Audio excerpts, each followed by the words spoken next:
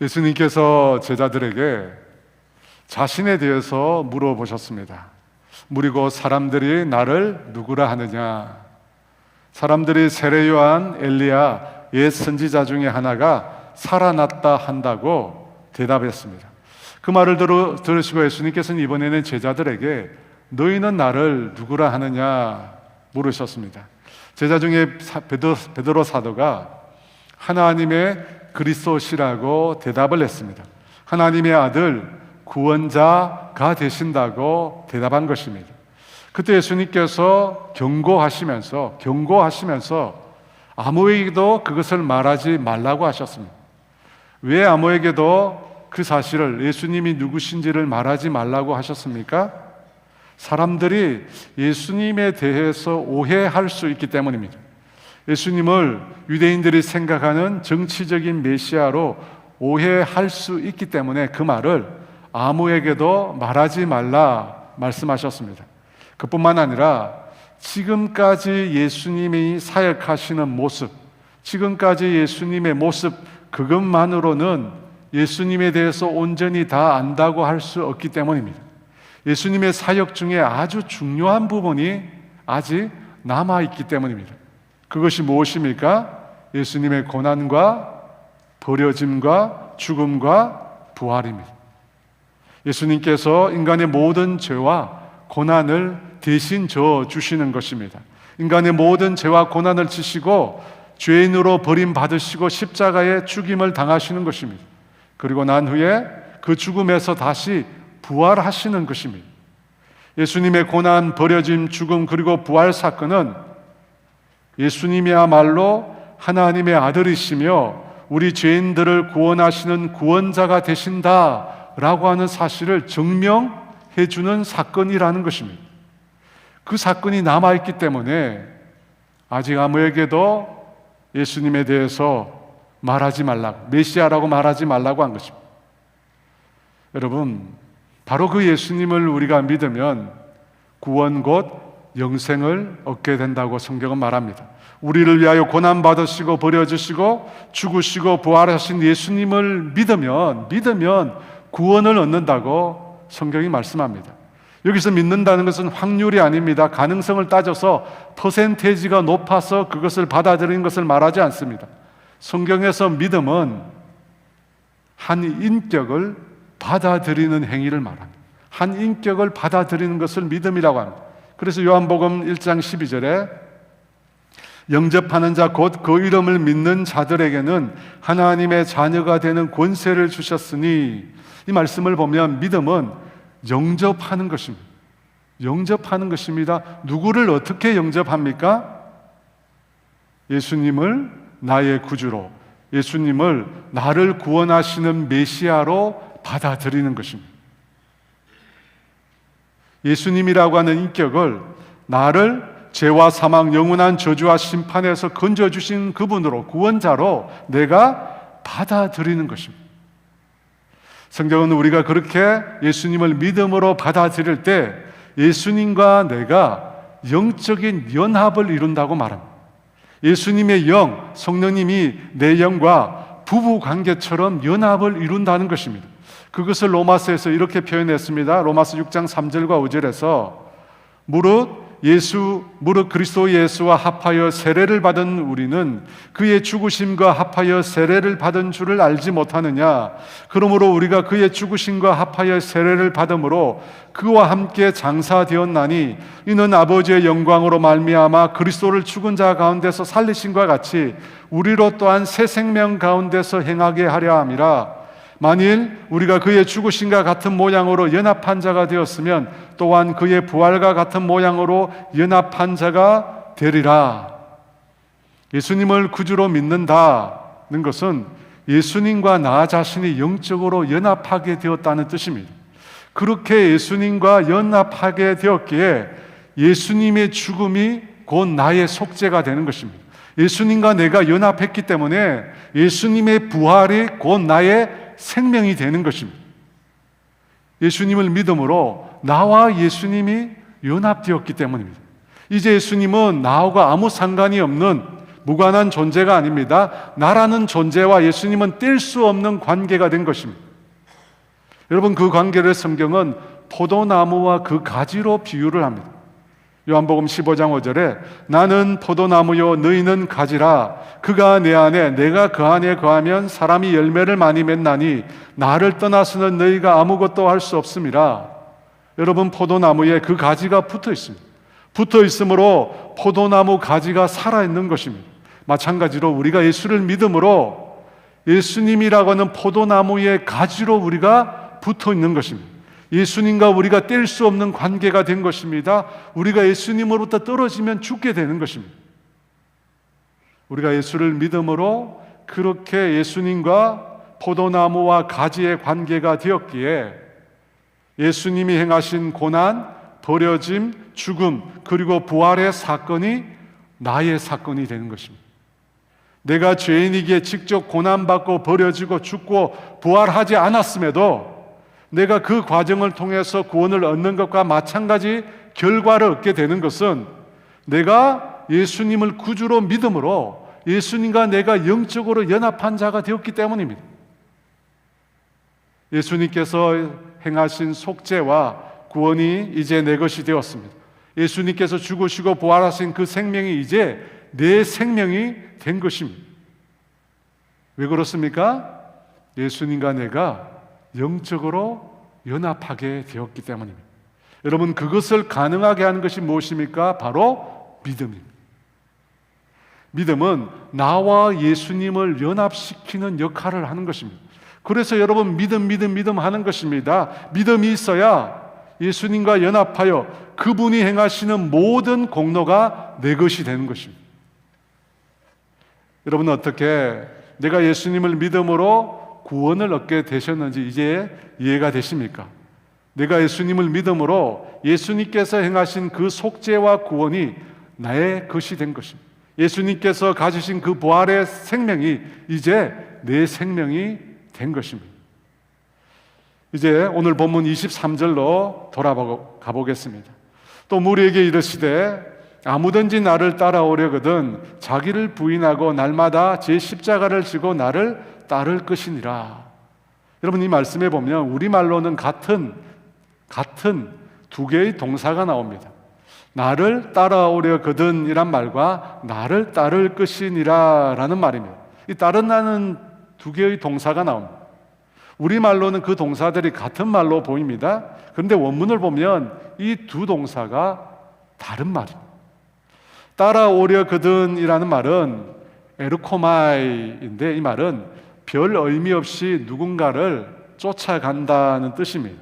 반면에 나를 따를 것이니라 라고 하는 말은 아콜루데오라고 하는 말인데 이 말은 누군가에게 소속되어 확고부당하게 그를 따른다, 죽어야만 하는 경우라 할지라도 전적으로 따른다 라고 하는 말입니다. 의미가 다릅니다. 쉽게 말해 에르코마이는 우리 눈에 보이는 행위를 말하는 것입니다. 아이가 그 부모를 졸졸졸 따라가는 것과 같은 의미입니다. 반면에 아콜루데오라고 하는 것은 눈에 보이지 않습니다. 어떤 사람의 정신이나 삶을 본받아 그를 온전히 따라가는 것을 말합니다. 그러면 다시 23절을 보겠습니다. 또 무리에게 이르시되 아무든지 나를 따라오려거든 자기를 부인하고 날마다 제 십자가를 지고 나를 따를 것이니라. 예수님께서 무리에게 어떻게 자신을 따르라고 하십니까? 그냥 눈에 보이는 길을 함께 따라가는 것이 아니라 정말 예수님께서 걸어가신 삶의 자취를 본받아 확고부동하게 따르라고 합니다. 죽는 한이 있더라도 예수님만을 전적으로 따라가라고 말씀합니다. 여러분, 두 가지 따름이 형태가 다른 겁니다. 지금까지 무리 사람들은 예수님께서 기적을 행하시는 곳마다 따라다녔습니다. 병자를 치료하고 귀신을 쫓아내고 오병이어로 수천 명의 사람들을 먹이는 그 현장을 따라다녔습니다. 그런데 이제는 예수님이 가는 그 장소를 따라가는 것이 아니라 진정 예수님이 행하시는 삶의 모습을 본받으라는 것입니다. 곧 예수님의 생각, 예수님의 마음, 예수님의 뜻, 그것을 본받아 예수님을 따르라는 것입니다.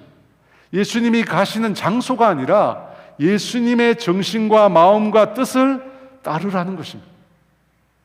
그런데 예수님은 지금 이 따르다는 두 개의 동사를 한 문장에서 사용하고 계십니다. 여러분, 왜 한 문장에서 두 개의 동사를 사용하실까요? 두 가지를 명확하게 구분하시기 위해서입니다. 그러면서 예수님께서 진정 원하시는 따름이 무엇인지를 말씀해 주시고자 합니다. 그것은 눈에 보이는 에르코마이, 예수님이 가시는 장소를 함께 가는 것이 아니라 눈에 보이지 않는 아콜루데오, 예수님의 삶, 예수님의 마음, 예수님의 생각, 예수님의 뜻을 따르는 자가 되라는 것입니다. 곧 예수님의 진정한 제자가 되라는 뜻입니다. 흥미로 재미로 때로 위로받기 위해서 예수님이 가시는 곳이 아니라 진정으로 예수님처럼 살기 위해서, 진정으로 예수님처럼 살기 위해서 예수님을 따르는 제자가 되라고 말씀하시고 계신 것입니다. 여러분, 두 가지 따름이 있습니다. 무리가 하는 것처럼 겉으로 예수님을 따르는 척하는 것입니다. 다른 따름은 예수님의 삶을 따라 예수님처럼 살기를 원하는 제자의 따름이 있습니다.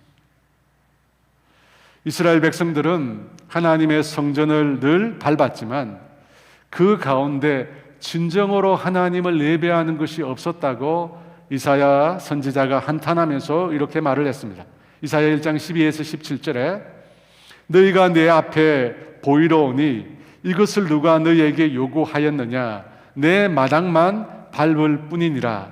헛된 재물을 다시 가져오지 말라. 분향은 내가 가정이 여기는 바요, 월삭과 안식일과 대회로 모이는 것도 그러하니 성애와 아울러 악을 행하는 것을 내가 견디지 못하겠노라. 내 마음이 너희의 월삭과 정한 절기를 싫어하나니 그것이 내게 무거운 짐이라 내가 지기에 곤비하였느니라. 너희가 손을 펼 때 내가 내 눈을 너희에게서 가리고 너희가 많이 기도할지라도 내가 듣지 아니하리니 이는 너희의 손에 피가 가득함이라. 너희는 스스로 씻으며 스스로 깨끗하게 하여 내 목전에서 너희 악한 행실을 버리고 행악을 그치고 선행을 배우고 정의를 구하며 학대받는 자를 도와주며 고아를 위하여 신원하며 과부를 위하여 변호하라 하셨느니라. 주님은 이스라엘 백성에게 너희가 내 마당만 밟을 뿐이라고 말씀하셨습니다. 지금으로 하면 늘 예배당에 나올 뿐이라는 것입니다. 늘 주일이면 예배 현장에 나옵니다. 그런데 어떻다는 것입니까? 진정으로 마음을 다하여 뜻을 다하여 내 생명을 다하여 예수님을 따르지 않는다는 것입니다. 늘 예배는 드리지만 그 예배 속에서 예수님을 만나며 그 예수님께 내 삶을 내어드리지 않는다는 것입니다. 그냥 예배는 예배일 뿐이고 내 삶은 그냥 내 삶일 뿐인 것입니다. 그것 둘은 완전히 분리되어 있다는 것입니다. 여러분, 이 말씀을 앞서 나온 믿음과 연관해서 또 생각해 볼 수 있습니다. 여러분, 믿는다는 것은 무엇입니까? 예수님을 하나님으로, 예수님을 나의 구세주로 고백하는 것입니까? 아닙니다. 여러분, 고백하는 것만으로는 진정한 믿음이 아닙니다. 믿음은 예수님이라는 한 인격을 받아들이는 것이라고 했습니다. 예수님과 연합하는 것이라고 했습니다. 예수님과 함께 죽고 예수님과 함께 다시 사는 것이라고 했습니다. 예수님과 함께 살아야 합니다. 여러분, 예수님을 믿는 것은 예수님에 대한 고백과 예수님을 따르는 나의 삶이 일치해야 합니다. 여러분, 그것이 일치하지 않으면 믿는 것이 아닌 것입니다. 그것이 일치하지 않으면 무리와 같은 것입니다. 예수님에 대한 고백과 예수님을 따르는 내 삶이 분리된다면 믿는 게 아니에요. 제자가 아닙니다. 그저 예수님이 가시는 곳에 함께 따라가는 무리에 불과한 것입니다. 여러분, 믿는 것은 예수님과 연합하고 예수님으로 죽고 예수님으로 다시 살아나야 합니다. 그렇게 될 때만, 그렇게 되어야만 예수님의 속죄가 나의 속죄가 되는 것입니다. 예수님의 부활이 내 것이 되는 것입니다. 예수님에 대한 내 삶의 고백과 내 삶이 일치하지 않으면 어떻게 예수님이 나를 위해서 죽은 것이 됩니까? 어떻게 예수님이 나를 위해서 다시 사는 것이 됩니까? 여러분, 그 사실은 불가능한 겁니다. 갈라디아서 2장 20절은 그래서 예수 믿는 것을 이렇게 표현했습니다. 내가 그리스도와 함께 십자가에 못 박혔나니 그런즉 이제는 내가 사는 것이 아니요 오직 내 안에 그리스도께서 사시는 것이라. 이제 내가 육체 가운데 사는 것은 나를 사랑하사 나를 위하여 자기 자신을 버리신 하나님의 아들을 믿는 믿음 안에서 사는 것이라. 여러분, 믿음은 예수님이 내 안에 사시는 것입니다. 내가 예수님으로 말미암아 사는 것입니다. 여러분, 그것이 진짜 믿음입니다. 그래서 믿음은 예수님에 대한 고백과 예수님을 따르는 삶이 다를 수가 없습니다. 여러분, 다르다면 그건 진짜 믿음이 아닌 것입니다. 신행일치입니다. 예수님에 대한 믿는 것과 예수님을 따르는 삶은 반드시 일치해야 합니다. 여러분, 그게 믿는 거예요. 유튜브에 차별금지법이라고 하는 내용을 치면 나오는 분들 중에 길원평 교수님이 있습니다.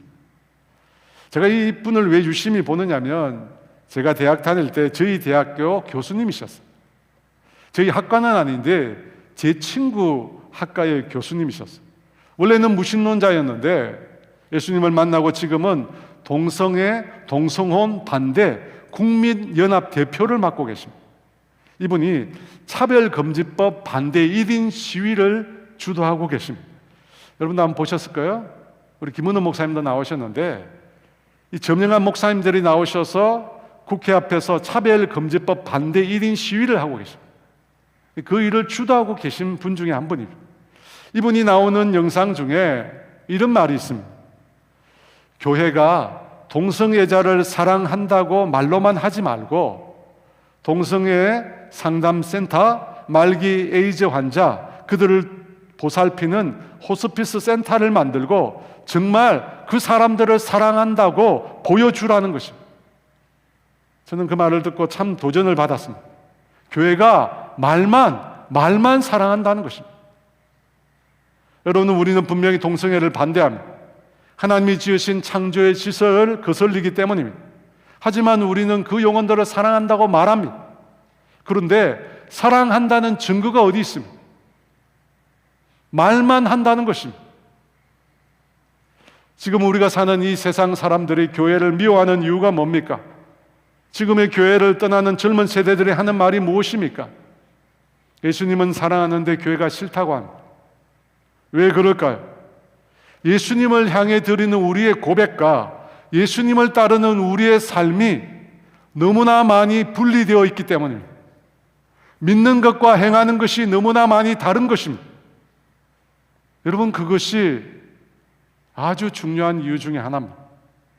우리가 고백하는 예수님과 우리가 따르는 예수님이 같아야 합니다. 여러분, 이것이 다르면 절대 안 됩니다. 여러분, 이것이 다르면 진정한 믿음이 아닌 것입니다. 저도 졸업한 이 총신신학대학원에 가보면 큰 비석이 하나 있습니다. 사당동 총신대학교에 이 비석이 있는데요, 이 비석에 5가지 문구가 있어요. 신자가 되라, 학자가 되라, 성자가 되라, 전도자가 되라, 목자가 되라. 신학을 하는 목회자들에게 주는 교훈인데, 저도 그 앞을 늘 지나다니면서 이 3가지 중에 마음에 늘 걸리는 게 있어요. 그게 뭐냐면 성자가 되라. 성자가 되라는 말입니다. 여러분, 이 말이 너무 어려운 거예요. 차라리 인간이 되라 이렇게 했으면 좋겠다는 생각을 참 많이 했어요. 저는 보기와 달리 운동을 굉장히 좋아합니다. 둥그랗게 생긴 공은 다 좋아합니다. 가끔 제 처가 그런 제 모습을 보면서 놀라워하면서 어떻게 모든 스포츠를 그렇게 다 좋아할 수 있느냐고 묻곤 합니다. 제가 우리 전도사님들처럼 신학대학원을 다닐 때입니다. 여러분, 신학대학원에 가보면 이 전도사님들 사이에 부류가 있습니다. 이 크게 3가지 부류 정도로 나누어지는데요, 일명 영성파가 있습니다. 이분들은 뭐 하느냐면 산으로 들로 늘 다니면서 명상을 하거나 고함을 크게 지르면서 기도를 하시는 분들입니다. 두 번째 부류가 있는데 운동권이 있습니다. 이분들은 수업만 마치면 운동장으로 갑니다. 그리고 해질 때까지 때론 야간 경기까지 운동을 합니다. 공부는 언제 하는지 모르겠어요. 세 번째로 도서관파가 있습니다. 이분들은 항상 도서관에 엉덩이를 붙이고 공부를 하시는 분들입니다. 여러분, 저는 어느 쪽이겠습니까? 저는 운동권입니다. 수업만 마치면 운동장으로 갔습니다. 그런데 제가 그렇게 좋아했던 그 운동을 버리고 영성파로 전향하게 된 계기가 있습니다. 한 번은 그날도 농구를 하는데 이 여러 사람들이 같이 어울려서 함께 농구를 했습니다. 함께 농구를 하다가 그 중에 한 분이 심하게 다쳤어요. 심하게 다쳐서 일어나지 못하고 농구 코트 위에 누워 있었습니다. 여러분, 그러면 어떻게 해야 됩니까? 당연히 다친 분을 돌봐주면서 간호해야 되잖아요. 어디가 다쳤는지 괜찮느냐고 물으면서 혹시 치료할 수 있도록 도와줘야 되잖아요. 그런데 그 부상당한 분을 그대로 두고 다른 분들이 농구를 계속하는 것입니다. 제가 그 모습을 보고 코트를 떠났습니다. 어떻게 영혼을 돌봐야 될 신학대학원 전도사님들이 다친 사람을 그대로 두고 누워있는 그분을 그대로 두고 계속해서 운동을 할 수 있는지 저는 이해를 못했습니다. 그래서 제가 인간이 되라고 그랬어요. 성자까지는 아니더라도 인간이 되었으면 좋겠다고 그랬어요. 여러분, 우리는 늘 우리 자신을 돌아와요.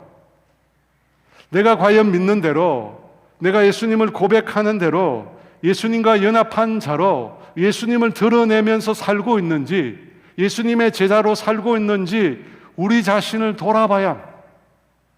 여러분, 그것이 그리스도인들이 신뢰를 회복하는 길이고 이 땅의 교회가 그 신뢰를 회복하는 길입니다.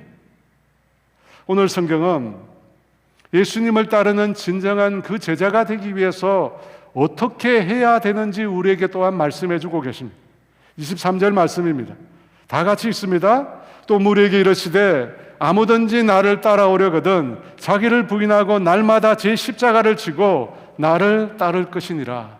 무엇이라고 말합니까? 자아를 부인하라고 합니다.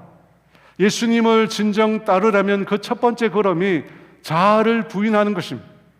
여러분, 자아를 부인한다는 말은 자기를 포기한다는 뜻입니다. 자기의 권리를 포기한다는 뜻입니다. 첫 번째 아담의 범죄의 시작은 하나님이 아닌 자아를 따르는 것에서 출발했어요.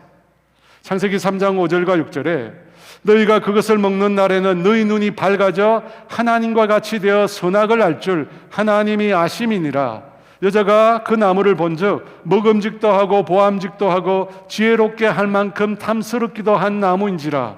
여자가 그 열매를 따먹고 자기와 함께 있는 남편에게도 주매 그도 먹은지라. 사탄이 미혹했잖아요. 선악을 알게 하는 나무의 실과를 먹으면 하나님과 같이 되어 선악을 알게 된다고. 여러분, 그 말을 들으면 어떻게 해야 합니까? 나무의 실과를 먹으면 하나님과 같이 된다고 합니다. 여러분, 어떻게 피조물이 조물주와 같이 될 수 있습니까? 여러분, 어떻게 피조물이 조물주와 같이 될 수 있습니까? 그런데 인간은 그렇게 되고 싶었던 것입니다. 하나님처럼 되고 싶었던 것입니다. 여러분, 그와 같은 반역의 마음이 아담과 하와에게 있었고 오늘 우리에게도 동일하게 있는 마음입니다. 하나님께 반역하고 싶습니다. 하나님의 자리에 나 자신이 앉고 싶습니다. 하나님이 아닌 나 자신을 예배하고 싶은 것입니다. 그것을 부인하라는 것입니다. 너 자신에게서 단호히 돌아서라는 것입니다. 너 자신이 가지고 있는 권리를 단호히 포기하라는 것입니다. 두 번째 아담으로 오신 예수님께서 겟세마네 동산에서 기도하셨습니다.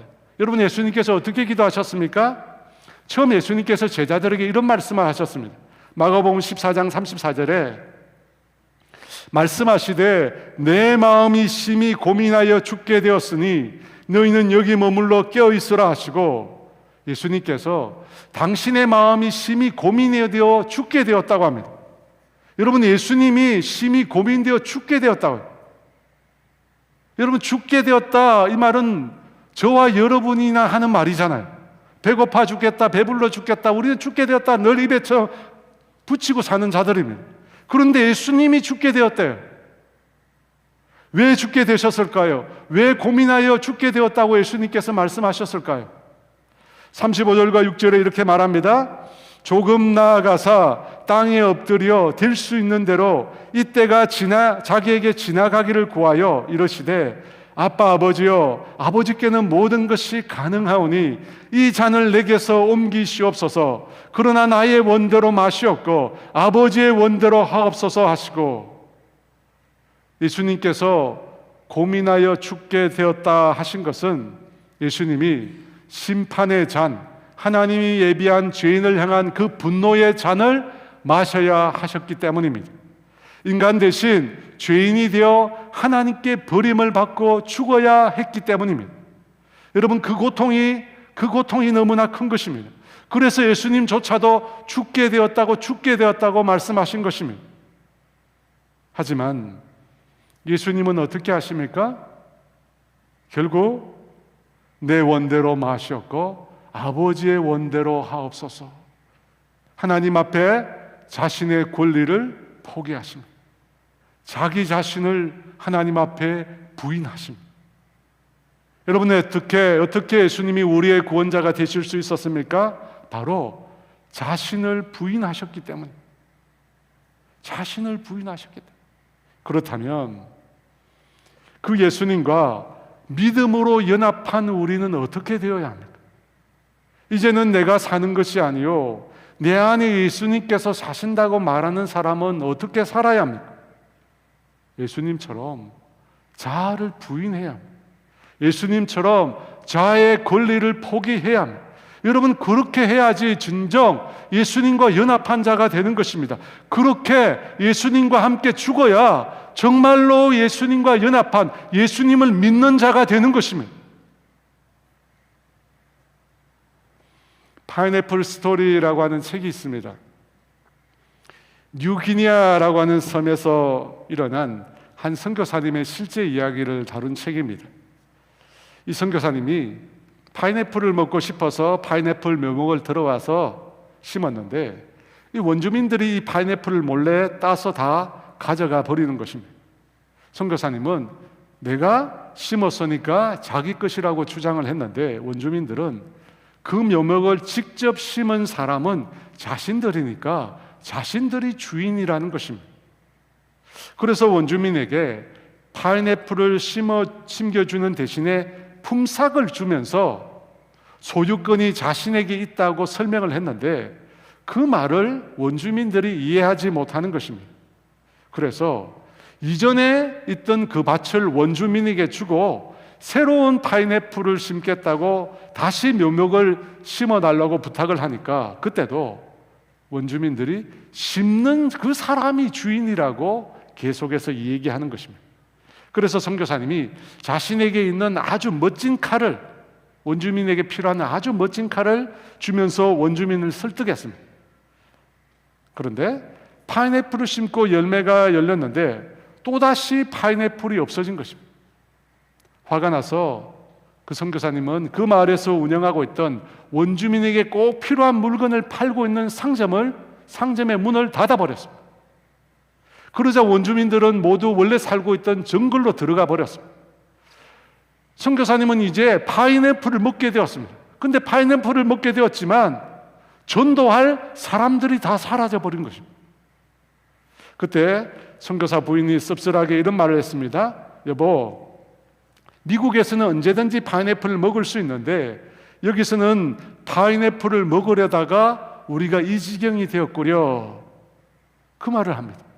그 말을 듣고 선교사님은 다시 상점 문을 열 테니 마을로 다시 돌아와 달라고 원주민에게 부탁을 했고 다시 원주민들은 돌아왔고 여전히 그들은 파인애플을 훔쳐가게 되었습니다. 안식년이 되어서 귀국한 선교사님이 어느 세미나에서 하나님께 우리가 가진 모든 것을 다 드려야 한다는 사실을 다시금 깨닫게 되었습니다. 그걸 깨닫고 나서 다시금 선교지로 돌아와서 하나님께 그 파인애플을 드리게 되었습니다. 그가 이렇게 기도했습니까? 이렇게 기도했습니다. 주님, 이 파인애플 나무를 보고 계십니까? 저는 이 열매 때문에 화도 나고 은성도 높이고 소유권을 주장하기도 했습니다. 나의 정당한 권리라고 생각했습니다. 그런데 주님, 제가 잘못했습니다. 저의 잘못을 뉘우치고 이 파인애플을 주님께 드립니다. 이제 주님의 뜻대로 이 파인애플을 사용하십시오. 그렇게 기도하면서 주님께 그 파인애플을 온전히 드렸습니다. 그런데 여전히 원주민들이 파인애플을 가져갔습니다. 그런데 어느 날 그 원주민들이 선교사님을 찾아와서 이렇게 말을 했다고 합니다. 당신이 이제 비로소 그리스도인이 되었나 보군요. 아니, 내가 그리스도인이 된 지 20년이나 되었는데 지금 무슨 소리를 하는 거요? 그때 원주민들이 이제 우리가 파인애플을 훔쳐가도 더 이상 당신이 화를 내지 않으니까 당신이 이제 진짜 그리스도인이 된 것 같습니다. 여러분, 그 말에 선교사님이 큰 교훈을 얻었습니다. 서로 사랑하라고, 서로 친절하게 대하라고 끊임없이 말했는데 그러면서 정작 자신은 자기의 권리를 포기하지 않았다는 사실을 그 말을 통해서 깨달았다고 합니다. 여러분, 내가 믿는다고 말하는 그분과 내가 삶으로 보여주는 그분은 같지 않을 수 있습니다.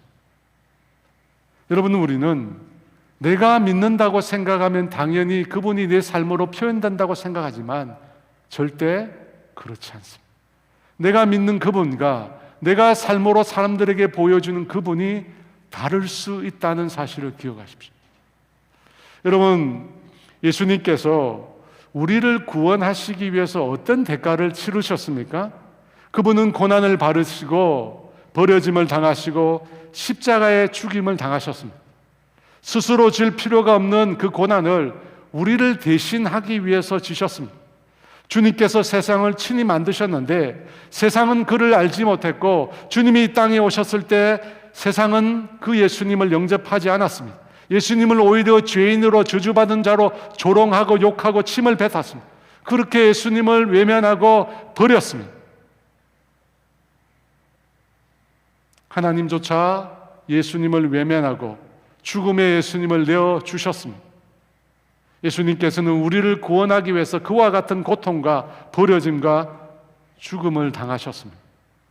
여러분, 그렇게 주님께서 우리를 위하여 수없이 많은 희생을 치렀는데 여러분, 우리는 그분을 위해서 무엇을 드리고 있습니까?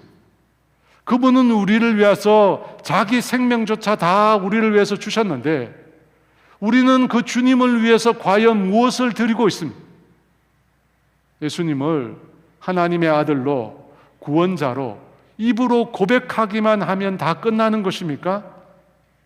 주님께서 우리에게 베푸신 그 놀라운 은혜와 사랑에 대해서 우리가 보답할 수 있는 것이 그것밖에 없습니까? 그것이 전부입니까? 예수님을 하나님의 아들로 메시아라고 고백하면 그것이 전부입니까? 그것이 진정 하나님께서 예수님께서 우리를 위하여 행하신 것에 대한 보답의 전부입니까? 예수님을 영접한다는 것은 예수님을 내 인생 가운데 모시는 것입니다. 모시고 난 다음에 우리는 그분을 어떻게 대해야 합니까? 그냥 그분을 내 인생의 한 구석에 그냥 모셔두어서 앉아있게만 하시면 됩니까? 예수님은 나보다 훨씬 크신 분인데 나와 도무지 비교할 수 없는 분이신데 그분을 그냥 내 인생에 모셔만 두면 다 끝나는 것입니까? 여러분, 그렇지 않습니다. 예수님을 영접한다는 것은 예수님께 내 인생을 바치는 것입니다. 예수님께 내 모든 인생의 권리를 다 바치는 것입니다. 내 소유도, 내 마음도, 내 감정도 예수님이 주인이 되게 하는 것입니다. 여러분, 우리가 왜 분노합니까? 왜 다른 사람에게 화를 냅니까? 내 감정의 주인이 여전히 나 자신이기 때문입니다. 내 분노로 인하여 다른 사람이 고통을 당하고 내 분노로 인하여 다른 사람이 상처를 받는데도 내가 원하는 대로 분노하는 것은 내가 내 삶의 주인이기 때문입니다. 입으로 예수님을 고백하는 것이 절대 전부가 아닙니다. 믿는다는 말만 하는 것이 신앙이 아닙니다. 예수님을 믿는다고 하면서 나는 나대로 살면 그 믿는 것은 믿는 것이 아닌 겁니다. 입으로 주를 부를 뿐입니다. 예수님과 전혀 상관이 없습니다. 오늘 본문에 나오는 무리와 다를 바가 없는 것입니다. 여러분, 어떻게 내가 믿는 주님과 내가 따르는 주님이 같을 수 있을까요? 어떻게 하면 될까요? 어떻게 하면 무리가 아닌 정말로 예수님의 제자가 될 수 있을까요? 자아를 부인해야 합니다. 자아를 부인해야 합니다. 내 권리를 포기해야 합니다. 내 인생의 주인이 예수님이 되셔야 합니다. 우리 함께 찬양하도록 하겠습니다. 내가 주인 삼은 모든 것 다 주님 앞에 내려놓고 이 시간 주 앞에 나아가기를 원합니다.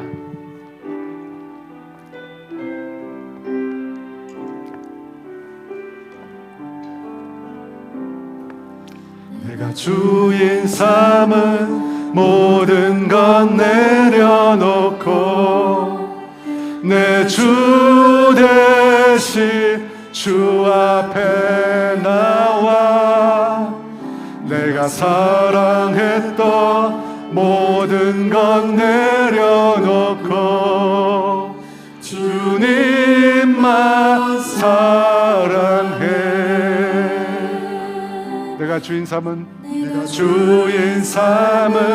모든 것 내려놓고 내 주 대신 주 앞에 나가 내가 사랑했던 모든 것 내려놓고 주님만 사랑해. 주 사랑 거친 풍랑에도 깊은 바다처럼 나를 잠잠케 해. 주 사랑 내 영혼의 반석 그 사랑 위에 서리. 주 사랑 주인 삼은 모든 것 내려놓고 내 주 대신 주 앞에 나가 내가 사랑했던 모든 것 내려놓고 주님만 사랑해. 주 사랑 거친 풍랑에도 깊은 바다처럼 나를 잠잠케 해. 주 사랑 내 영혼의 반석 그 사랑 위에 서리.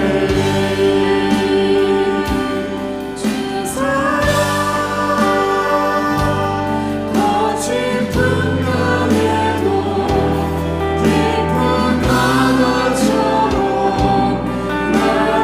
거친 풍랑에도 깊은 바다처럼 나를 잠잠케 주 사랑 내 영혼의 반석 그 사랑 위에서. 여러분, 오늘 성경의 말씀은 예수님이 직접 우리에게 말씀하신 내용입니다. 예수님이 직접 우리에게 말씀하신 것입니다. 여러분, 이 말씀을 우리가 심각하게 받아들여야 합니다. 예수님을 믿는다는 것이 무엇입니까? 예수님을 내가 영접하는 것입니다. 예수님과 내가 영적으로 연합하는 것입니다.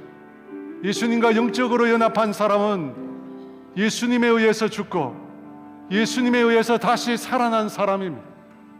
그 사람이 바로 예수님과 영적으로 연합한 사람이다.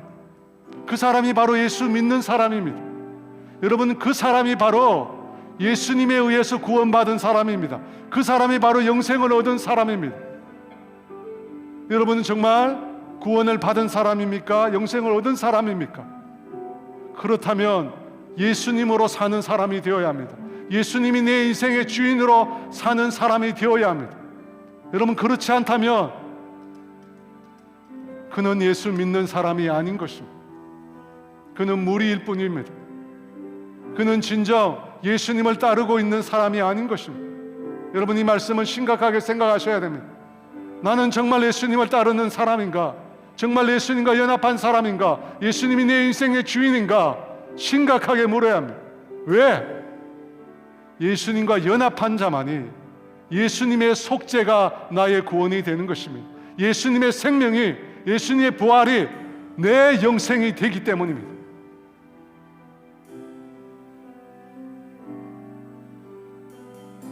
내가 고백한 그 예수님, 내가 보여주는 그 예수님과 같아야 합니다. 여러분, 같지 않다면 우리는 돌이켜야 합니다. 여러분, 이 시간 내 자아를 내려놓아야 합니다. 내 자아를 부인해야 합니다. 내 자아를 십자가에 못 박고 예수님께서 겟세마네 동산에서 기도한 것처럼 이제 나는 죽었고 내 원대로 하지 마옵시고 아버지의 원대로 하시옵소서. 기도해야 합니다. 여러분, 시간 기도합시다.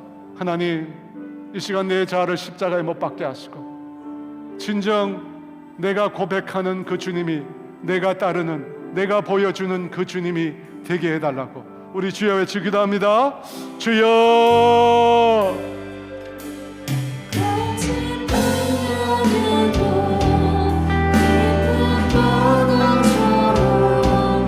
나를 장난게 그 사랑 내 영혼의 반석 그 사랑 위에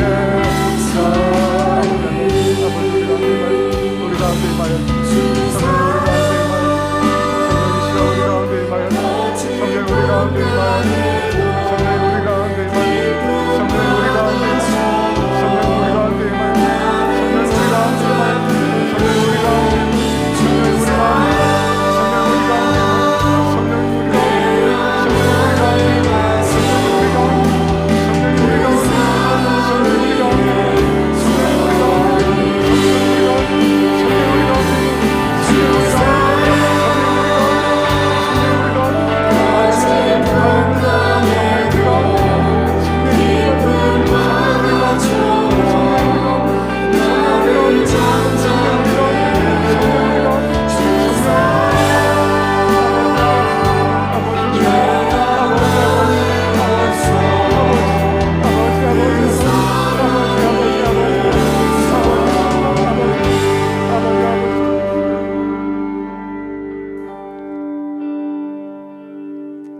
예수님을 고백하기만 하면, 예수 이름만 부르기만 하면 구원을 얻는다는 값싼 구원에, 값싼 은혜에 아버지 젖어 있는 우리 자신을 돌아보게 하여 주시옵소서.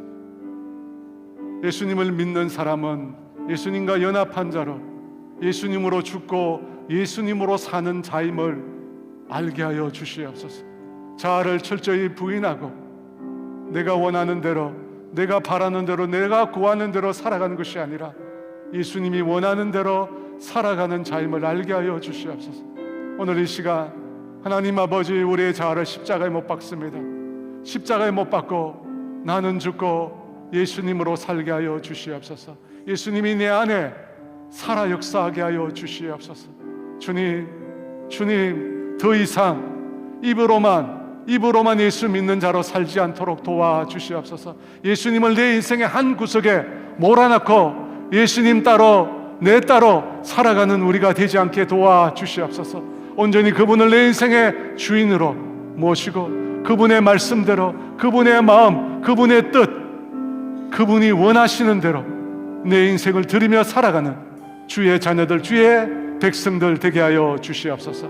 지금은 우리 주 예수 그리스도의 은혜와 하나님의 다함이 없는 사랑하심과 성령님의 교통하심과 인도하심과 위로하심, 오늘 예수님의 제자로 예수님을 진정으로 따르기로 결단하는 사랑하는 주의 백성들 위해 이제로부터 영원토록 함께 하시기를 간절히 축원하옵나이다.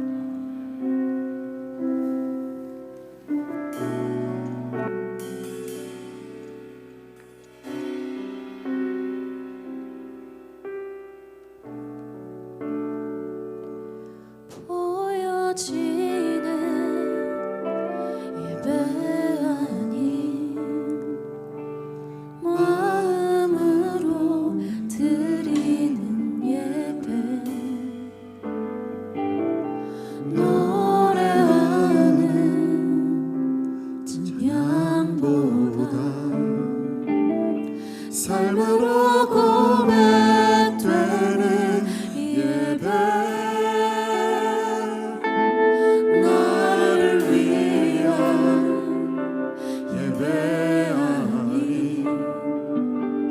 주님 뜻을 향한 예배, 내 마음과 정성 다하여서 주 앞에 드려지는 예배,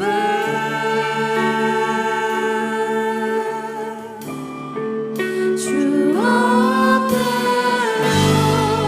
엎드려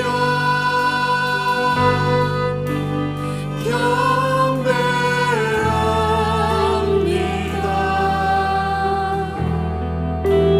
온전한